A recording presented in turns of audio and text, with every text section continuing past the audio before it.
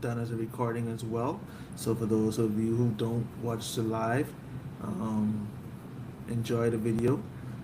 And I think today is a very relevant topic in terms of this specific question. A lot of times we get women, who want to know, how do you find Christian men? Where do I actually find good Christian men? Where do I meet quality Christian men outside of just Sunday service, right? Are all the good Christian men taken? And today I'm going to break down how you can actually find good Christian men, how to find men who aren't yet active Christians, but they believe, and what signs to spot. And I'm going to teach you as a woman your role in terms of how you are responsible for bringing a Christian man back into the church. So let's dive in.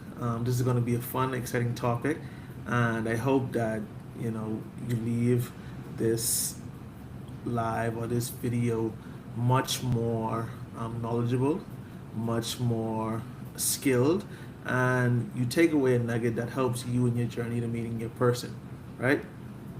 So let's begin, right? How do you find a good quality Christian man outside of just Sunday service? And I touched on this subject quite a few times before. A lot of times women, you focus on a man who's already established as someone in the church because that's what you think is needed to find yourself a good Christian man. But most Christian men aren't in the church.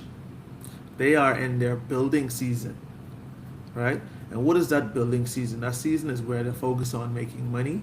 That's the season where they're focused on healing. That's the season that they're focused on growth. That's the season that they're focused on acquiring wealth and riches to build up for their family and for their earthly kingdom, right? And that's very important because the Bible says that a man must provide. And for a man to provide, his focus can only be given to one thing at a time. That's just how men are, right? There's nothing wrong with that. That's how God designed us. So let me give you a story about myself. Right now, I'm talking about how to find a good Christian man. Right now, I consider myself a good Christian man. But before I met my wife, I would not be speaking of such things. Like, I would not be the person who I could ever see doing something like this. Because in me, my focus was in on the church and on Christianity. Matter of fact, I had strayed away from the church. I was hurt by the church.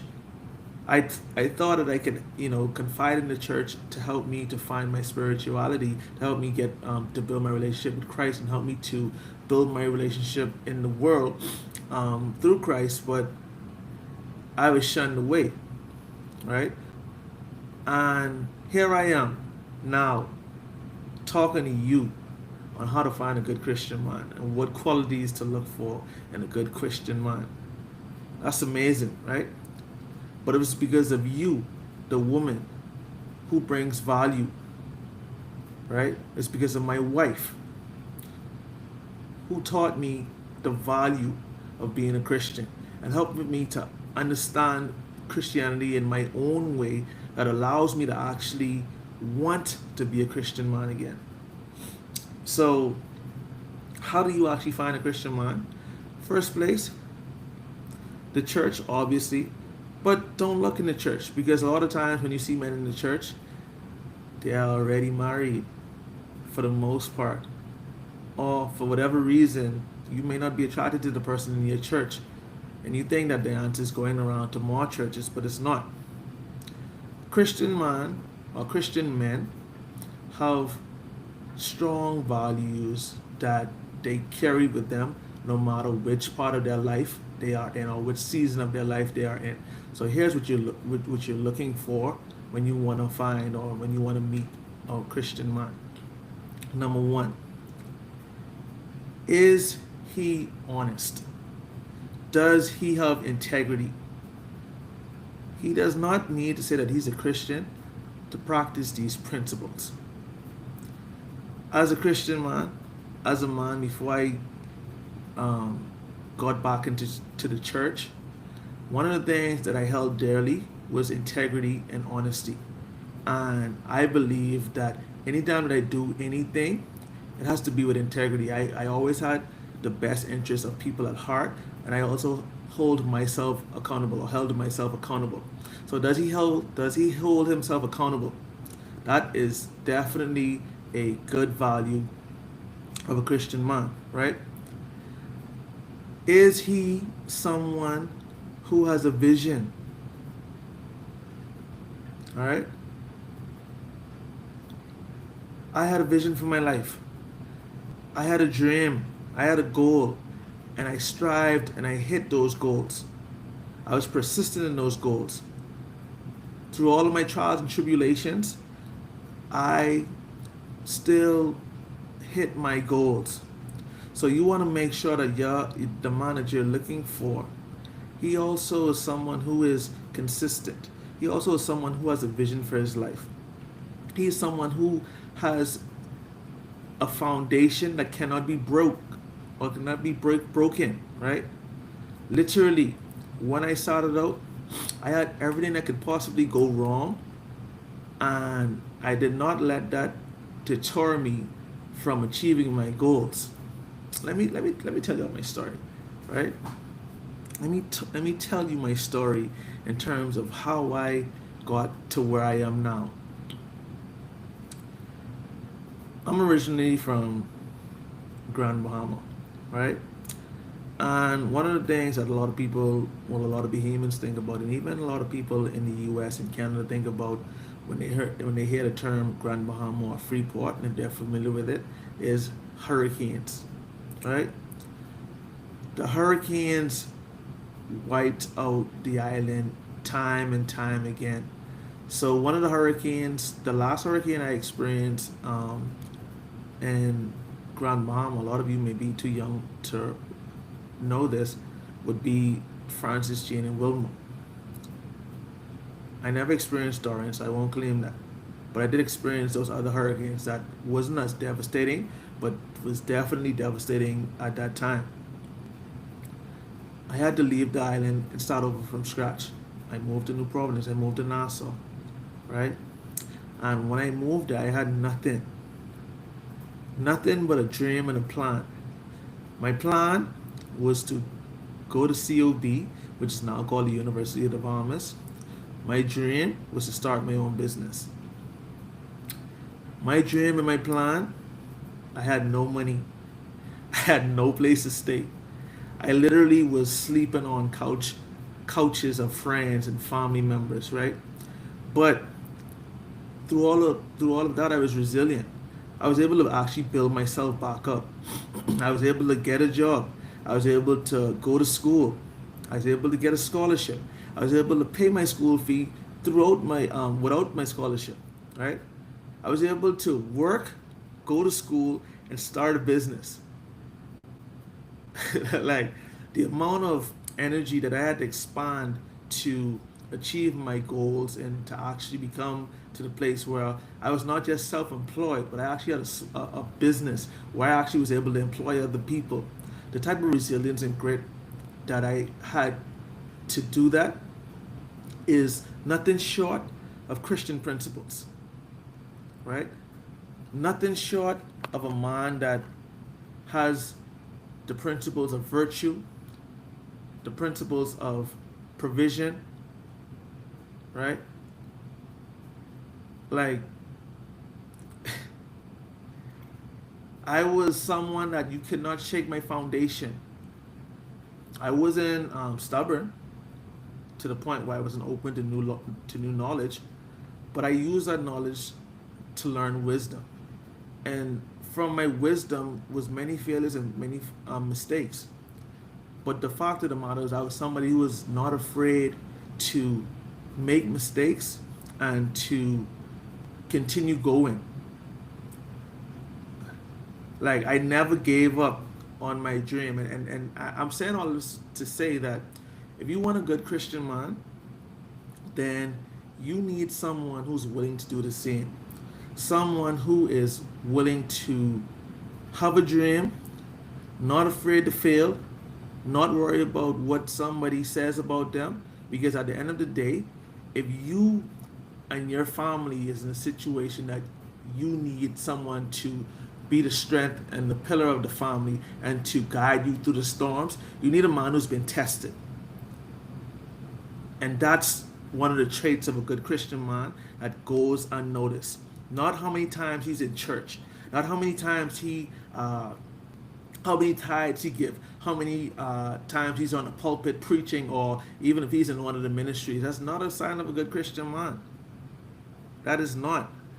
So stop looking for men who have already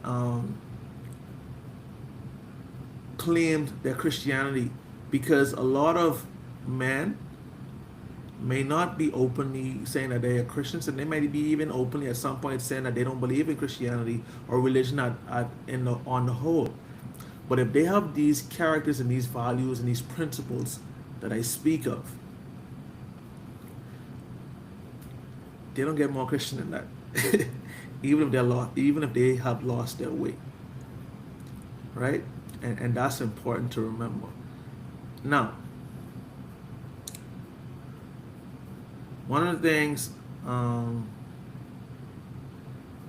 sorry, I'm having a little technical difficulties, but it's okay.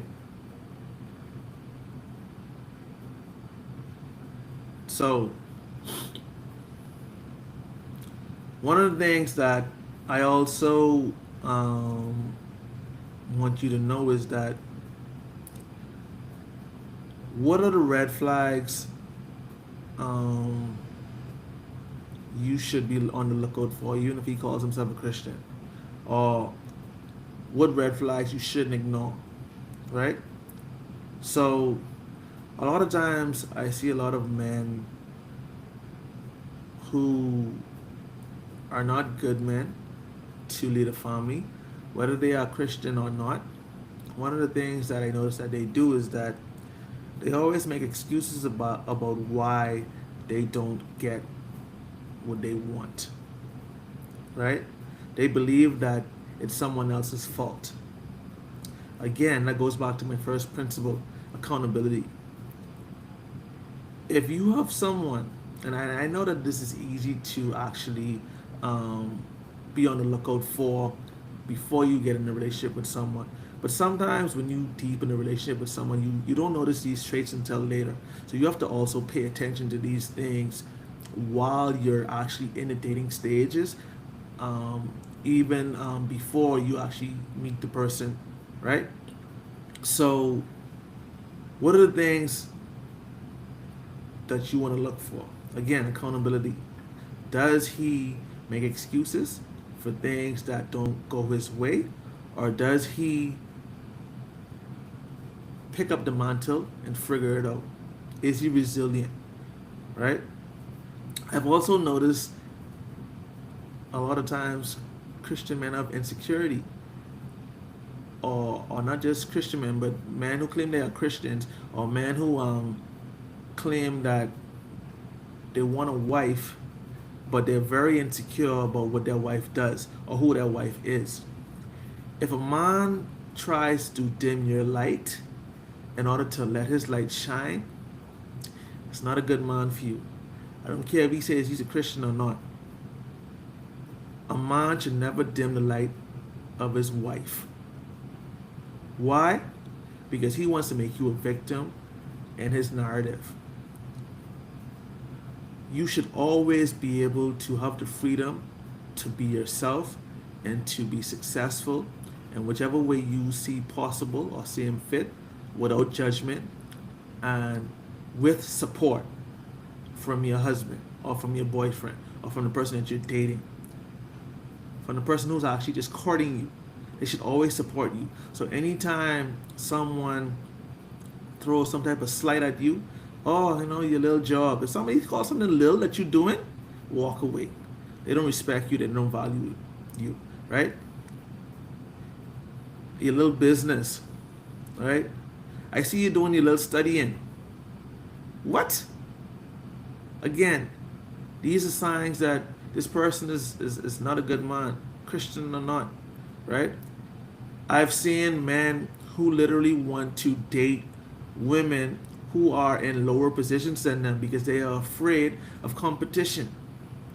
A good man is not afraid of a woman who is successful in an area.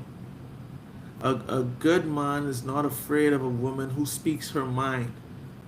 Why? Because that woman is someone who is going to help build him up and make him stronger. Because if she's able to stand up to him, then he knows that she can protect herself without him, which makes him want to protect her even more, right?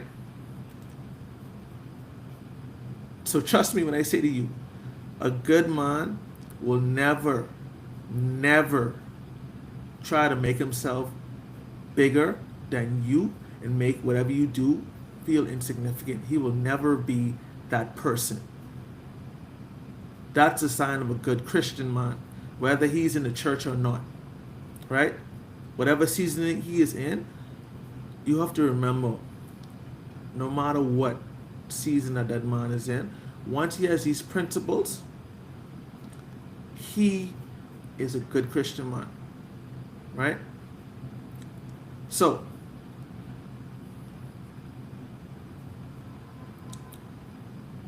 one of the questions that I always get is that, how do I know if he's in process or just spiritually lazy? And that's a good question, because you don't know if somebody is in a season where they are going through the process of coming back, to the church, coming back to Christianity, coming back to becoming a believer, or if they're just lazy. So one of the things that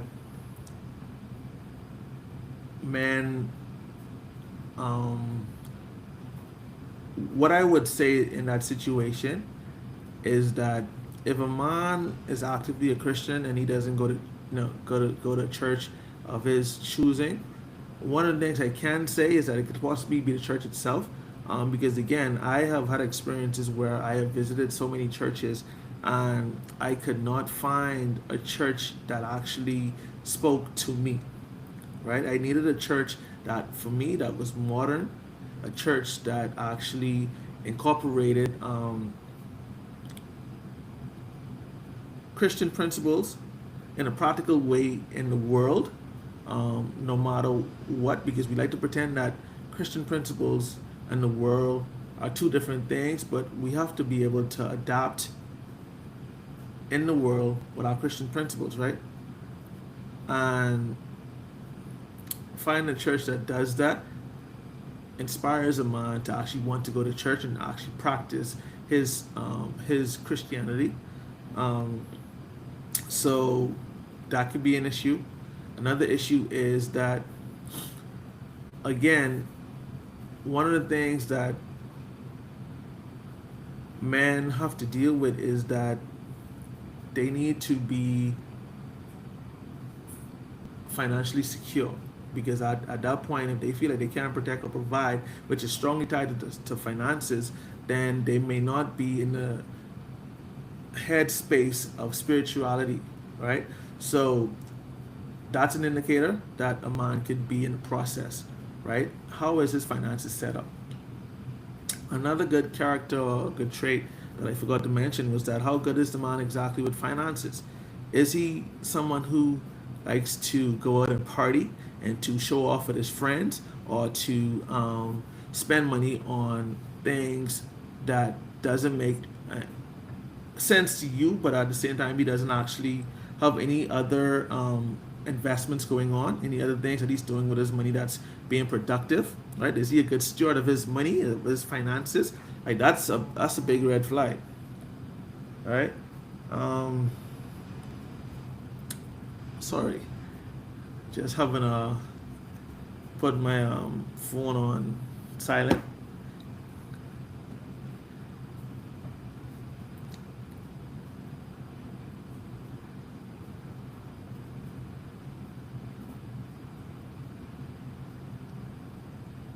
Okay, yeah. So what I'm gonna do, I'm going to restart this live, and yeah, let's restart this live.